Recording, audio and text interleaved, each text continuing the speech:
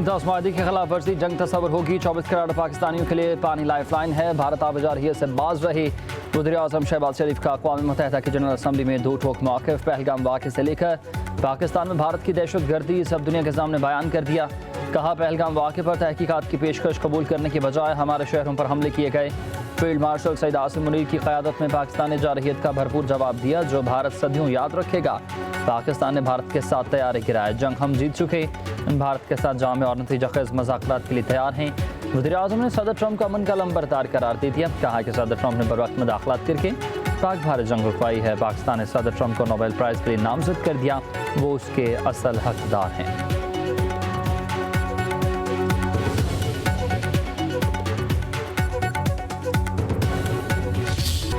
वज़ीर आज़म शहबाज शरीफ ने इसराइल की फ़लस्तीन पर जारी मुहिम शर्मनाक करार दे दी है। जनरल असम्बली से खिताब में फ़लस्तीनियों का मुकदमा भरपूर तरीके से पेश किया। कहा, ग़ज़ा में मज़ालिम तारीख़ का तरीन बाब है।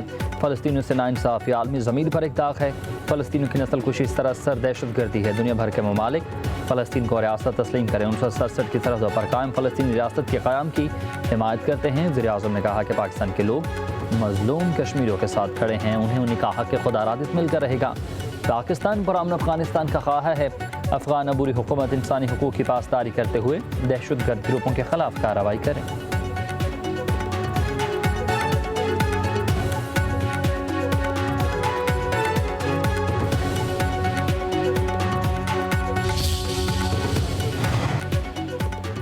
दहशत गर्दी संगीन खतरा बन चुकी है। पाकिस्तान दहशत गर्दों के आगे एक दीवार है जिसने दुनिया को दहशत गर्दी से बचा रखा है।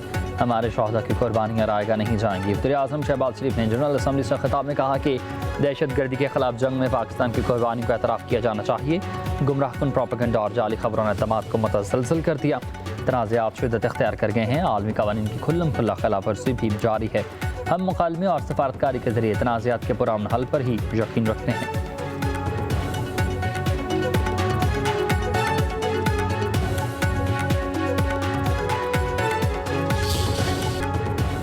भारतीय सहाफ़ी को जला के उल्टी पड़ गई है। तंज़ीह अंदाज में वज़ीर आज़म शहबाज शरीफ से पूछा कि पाकिस्तान दहशत गर्दी कब ख़त्म करेगा। वज़ीर आज़म का फौरी जवाब आया, पाकिस्तान दहशत गर्दी ख़त्म कर रहा है जो भारत ने मुसल्लत की। मुँह तोड़ जवाब पर भारतीय सहाफ़ी को सबकी का सामना।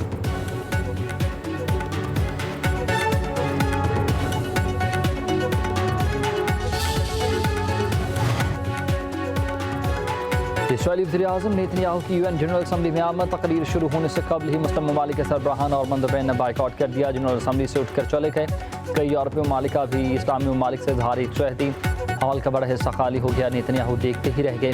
नेतन की तकरीर ख़त्म होते ही तमाम ममालिक के मंदबैन वापस आ गए।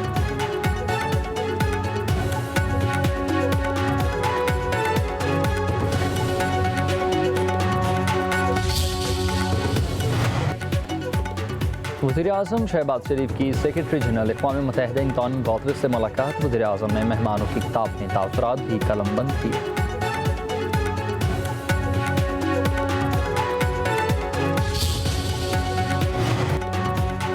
यमन की बंदरगाह के करीब बहरी जहाज़ पर इसराइल का ड्रोन हमला। जहाज़ में आग लग गई। जहाज़ में 27 पाकिस्तानी मौजूद। जहाज़ तेहरान से तेल यमन की तरफ ले जा रहा था। हमले को मुसलसल खतरनाक सूरत हाल का सामना।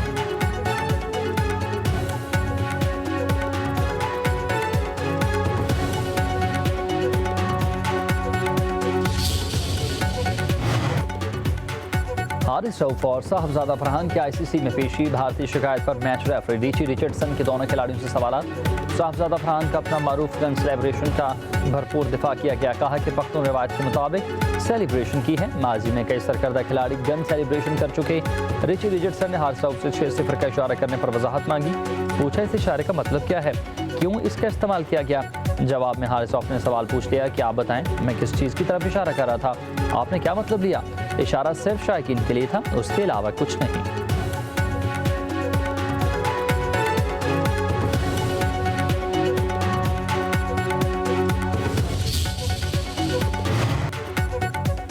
क्रिकेट में सियासत लाने पर भारतीय कप्तान कसूरवार करार। मैच रेफरी रिची रिचर्डसन ने फैसला सुना दिया। सूर्य कुमार यादव पर मैच फीस का 30% जुर्माना आयद हुआ।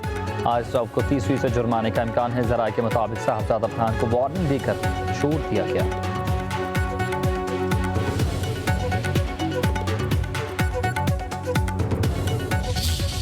साबिक कप्तान वसीम अकरम कहते हैं कि एशिया कप के फाइनल में भारत फेवरेट है, लेकिन जिस तरह पाकिस्तान ने एतमाद और मोमेंटम हासिल किया, कुछ भी हो सकता है। पाकिस्तान भारत की इब्तदाई विकेट जल्दी गिरा दे तो भारत को बैकफुट पर ला सकते हैं।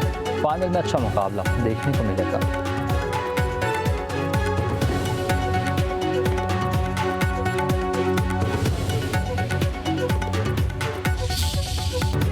बनना था सईद अनवर, बन गए सईद अजमल। एशिया कप में बैटिंग में नाकाम मगर बॉलिंग में कामयाब। साइम अयूब तनकीद की जद में। एशिया कप में 4 बार 0 पर आउट होने पर शायकीन ये सोचने पर मजबूर हुए कि साइम बतौर बल्लेबाज खेल रहे हैं या फिर बॉलर स्क्वाड का हिस्सा हैं। स्कोर तो बने नहीं मगर मुखालिफिन की विकेटें उड़ा दी। साइम अयूब ने 6 इनिंग्स में सिर्फ 23 रन स्कोर किए, जबकि 8 विकेटें हासिल कर चुके हैं।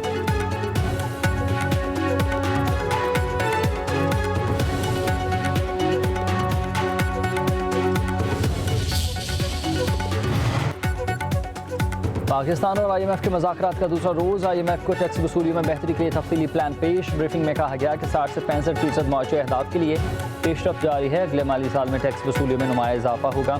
जायज़ा मिशन ने माली खसारा कम करने के लिए मज़ीद पॉलिसी इक़दाम तजवीज़ कर दिए। IMF वक्त ने कहा कि पाकिस्तान को रेवेन्यू बढ़ाने के लिए मज़ीद इक़दाम करना होंगे। मुज़ाकरात में पेट्रोलियम, बिजली और गैस पर सब्सिडी ख़त्म करने का मामला ज़ेर गौर। पीर से तकनीकी सतह के मुज़ाकरात का इम्कान है। वज़ीर ख़ज़ाना मोहम्मद औरंगज़ेब भी शरीक होंगे।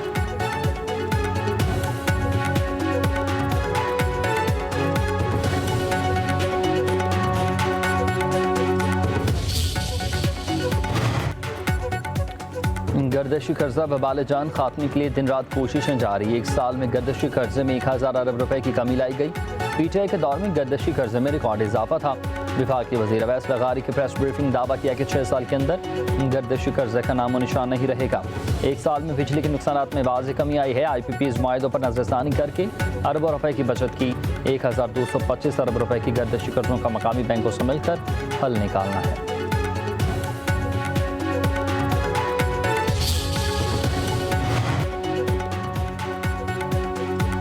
पीपल्स पार्टी सैलाब पर सियासत नहीं कर रही। मरीम नवाज के जुमले काफ़ी तकलीफ दे थे। सिंध के सीनियर वजीर शर्जीली नामेमन की कराची में प्रेस कॉन्फ्रेंस। कहा कि आलमी बरादरी से अपील है कि खुददार नहीं, ये कहना दुरुस्त नहीं।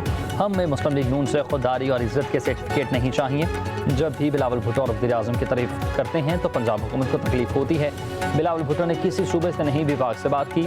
हमने 21 लाख घरों को टिकटॉक टूल के तौर पर इस्तेमाल नहीं किया। सिंध के हालात देखने हैं तो इलेक्शन नताइज देखें। सिंध का क्या इंतखाबी रिजल्ट था और पंजाब का क्या था। पंजाब में किसी मसले पर पीपल्स पार्टी खामोश नहीं रह सकती।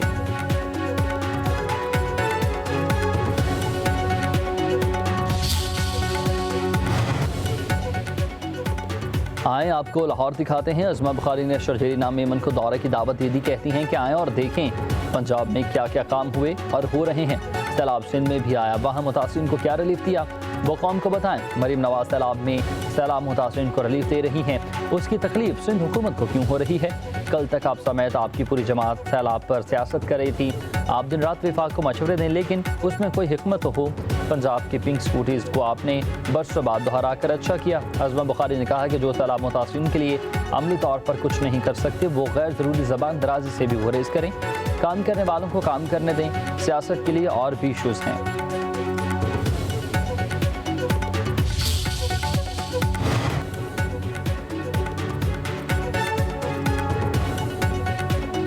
सिंध काबीना में रद्दोबदल। इस्माइल राहुल सूबाई वजीर बन गए हैं। गवर्नर हाउस में हल्फ बर्दारी की तकरीब। गवर्नर सिंध कामरान सिसोदी ने राहील इस्माइल से तकरीब में वज़ीर आला मुराद अली शाह की शिरकत। सिंध के 3 सूबाई वज़रा के महकमे तब्दील कर दिए गए। बल्दियात और हाउसिंग टाउन प्लानिंग का महकमा सईद गनी से लेकर नासिर हुसैन शाह को दे दिया गया। सईद गनी को लेबर और सोशल प्रोटेक्शन का महकमा मिला। मखदूम महबूबुज़्ज़मा को खुराक का कलमदान सौंप दिया गया। जाम खान शोरू को महकमा PND का इजाफी चार्ज मिल गया।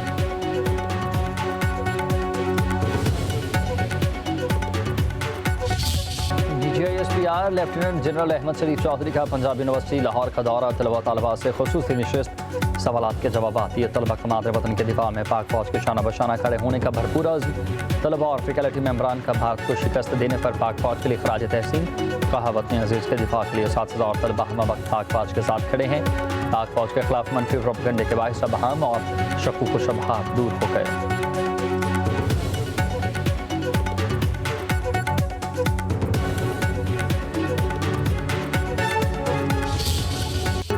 चीन सिंध के शहर हिंगसू में ड्रोन टैक्सी का आगाज। 2 नशिस्तों वाली ड्रोन टैक्सी सामान ले जाने की भी सहूलत मौजूद। 130 किलोमीटर रफ्तार से उड़ान भरने वाली ड्रोन टैक्सी को बेहतरीन करार दे दिया गया।